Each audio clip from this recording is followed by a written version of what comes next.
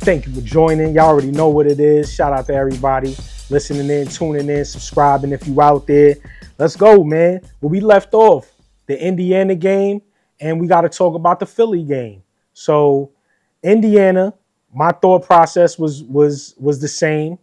We got to shoot the ball. We got to be aggressive. We lost that game in the fourth quarter, honestly. They beat us 40-27 in the fourth quarter.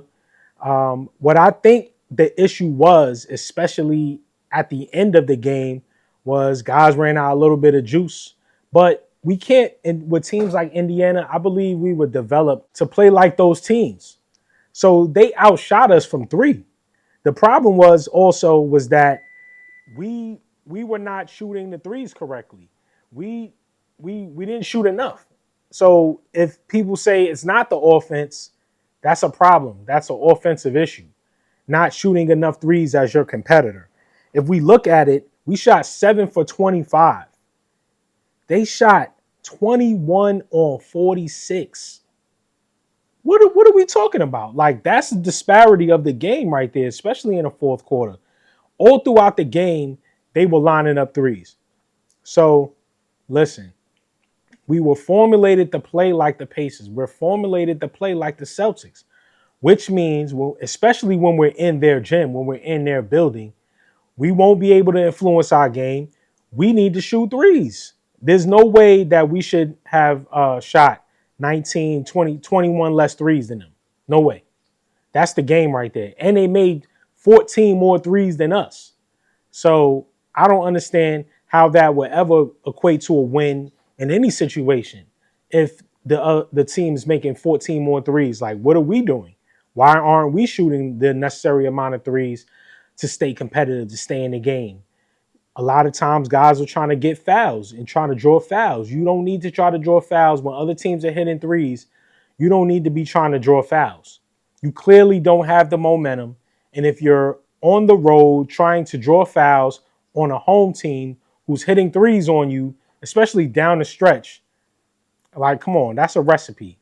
So what we should have done, should have called a timeout at some point, stop the bleeding, like I said, and shoot threes, and then go back to a three-point shooting lineup that would work. Now, the issue with Indiana as well was, most of their guys were available just like ours, but they play and truly play a 5-out style of basketball.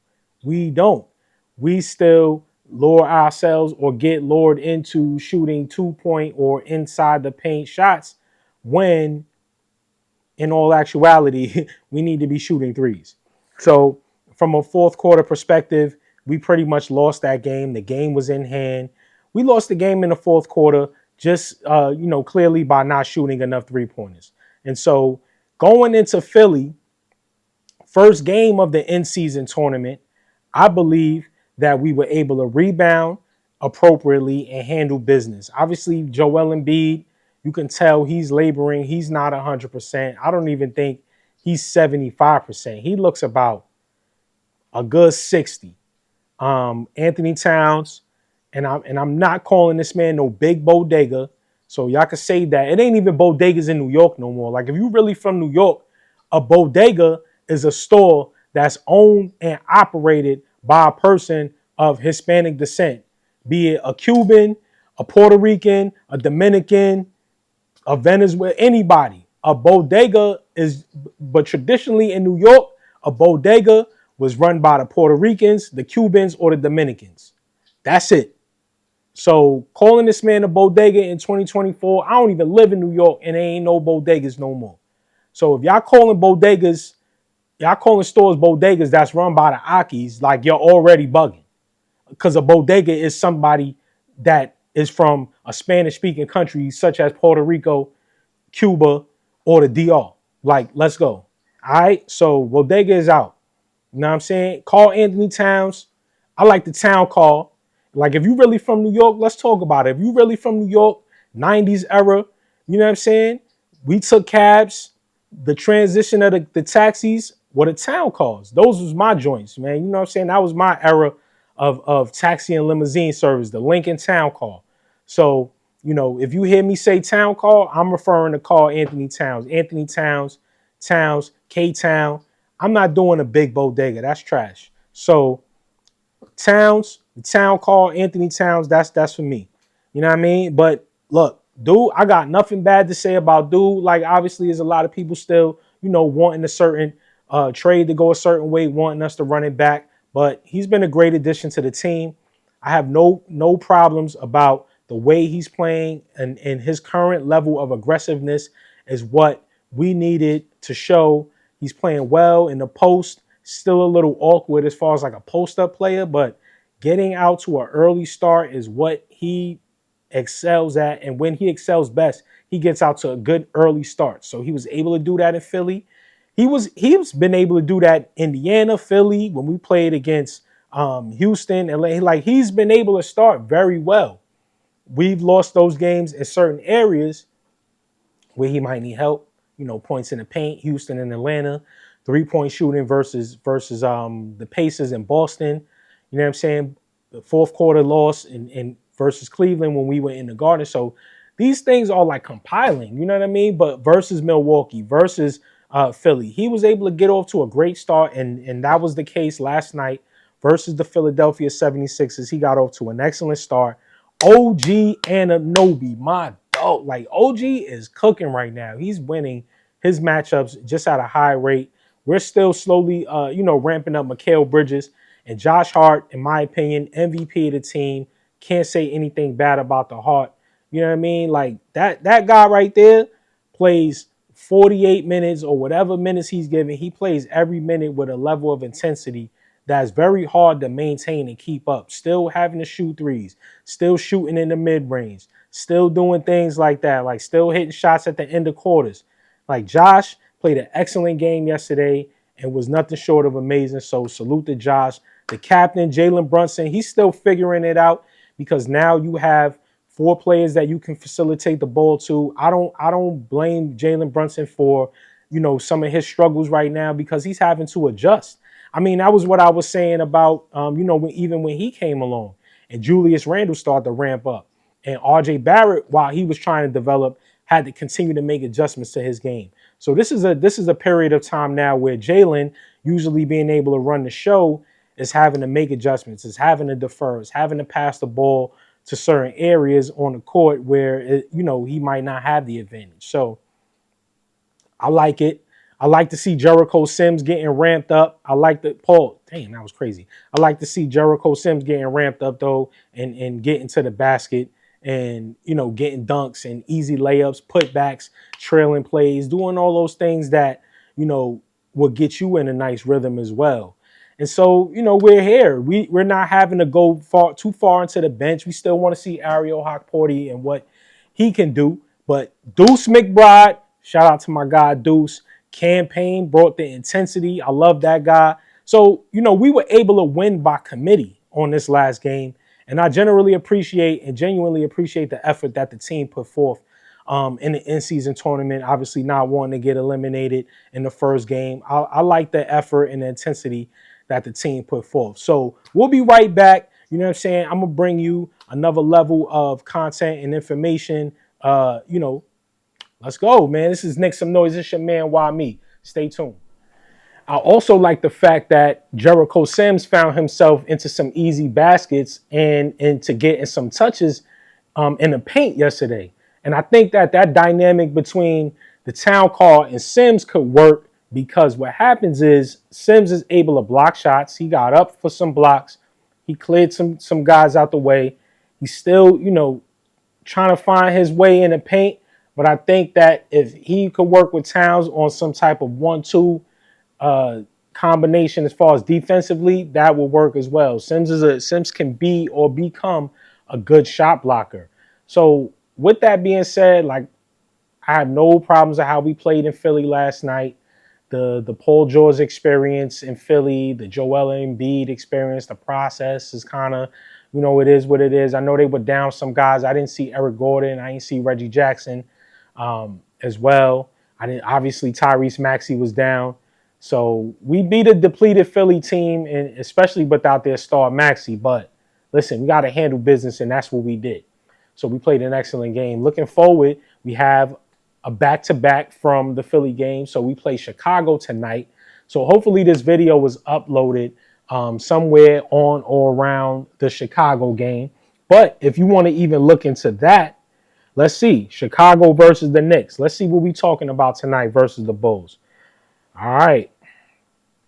Playing a home game in MSG, 7:30 p.m. We're 5-5. We favored it to win the game versus Chicago. Zach LaVine's coming in averaging 22. Towns is coming in averaging 25, 24 and a half, 25. Vucevic is coming in averaging 10 rebounds, and Towns is our leading rebounder at 12.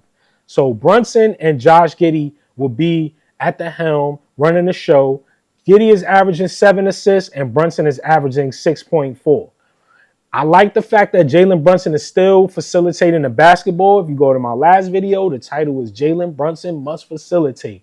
And I think that that's his best role with this dynamic output of scorers that he has. Even Josh Hart is becoming a scorer because he's able to run transition 94 feet. He's running rim to rim, laying it up, rebound to layup, 3-4 seconds into the shot clock. Hart's already down. 19 seconds. We get an offensive rebound. We still got 17 seconds. He decides that there's nothing there. We still got 17 seconds to set up a play, and the defense is on their heels. And honestly, Philly over there, they have some decent defenders. The Martin brother, Lowry still there bothering people, agitating people. But, listen, if we look at it, Zach LaVine's a game time decision.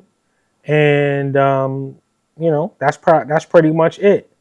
They don't have Lonzo, but Zach's a game time decision. Looking forward to seeing LaVine play. Haven't seen him play in a while. But listen, man, we're 5-5. Hopefully we can get above 500 with this win tonight. And, listen, Cleveland is still undefeated, all right? That's what we need to do. Cleveland is 12-0. They going into Philly tonight. We just beat Philly. They going into Philly on a back-to-back, so Embiid's most likely not going to play. It's possible that Paul George won't play either or may have a limited game. So Philly 2-8, no Maxey, no Embiid possibly.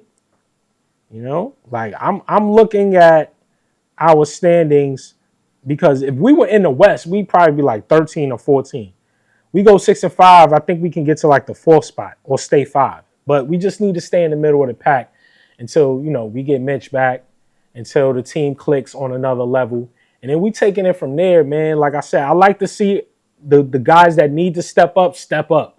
And although Karl Anthony Towns, is who he is, he's stepped up in terms of taking the fight to the team and not taking bad shots. He's at the top of the key, like I said in the last video. If he's going to occupy that space, use it. What did he do last night? He occupied that space. Like, if you come down, the shot's there, he took it. No hesitation. If he's going to occupy that space on the top of the key, especially in the early part of the shot clock, you put up a good enough shot, there's opportunity for a tap out. OG and Josh is on a tap out crew. Mikhail's out there. He's got the long arms. He can rip it down. So if he's tapping it out to Kale, Kale's grabbing it. Tapping it out to JB, he's floating. So if you can get a good enough shot up, a soft enough shot for it to come off the rim, easy enough to get an offensive rebound, listen, man, let's go for it, because I believe that was the key last night. We were able to rebound the ball. We got enough offensive rebounds. We got some good rebounds at clutch situations. Obviously, Embiid's not moving around. He's not boxing out.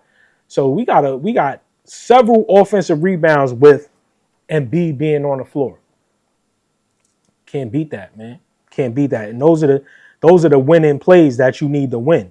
You know what I mean? And just even speaking about it here, we've got several rebounds that led to a Josh Hart 3. So, everything that's going on needs to be going on right now. Phones ringing off the hook. But, outside of that, we doing great, man. Let's take it from there. And, let's see what this other joint is talking about. Let's see what this is. Notifications off the hook. Oh, yeah, it's work business, man. Well, yeah, baby. New York Knicks at home tonight. You know, made the short trip down to Philly. Turn this off right here. Made the short trip down to Philly. Took care of business like we do. Knicks Nation was in the building. I got some pictures from some of the homies that was at the game. So shout out to y'all. You know, we took care of business in Philly, 111-99. We in the Garden versus Chicago. Hopefully we get back to 6-5 tonight. Let me see. Let me see what I think the score might be. 111-99. Hard for a game against Philly. I'm gonna go a smoker. I'm gonna say 108, 108-86. And we win, you know, by the third quarter, get the bench guys in the game, and they finish it up for us. So let's get out early again. Take care of business. Let's get Cat out early again. The town car, let's get them out early again. Take care of business. Bring that town car out. Clean it. You know what I'm saying? Park it right in the front of the building. You feel me? JB, I know what to do. Hart, let's see what level of intensity he has today. Like, even if he scales it back a little bit and you know, let OG maybe take the defensive responsibility on.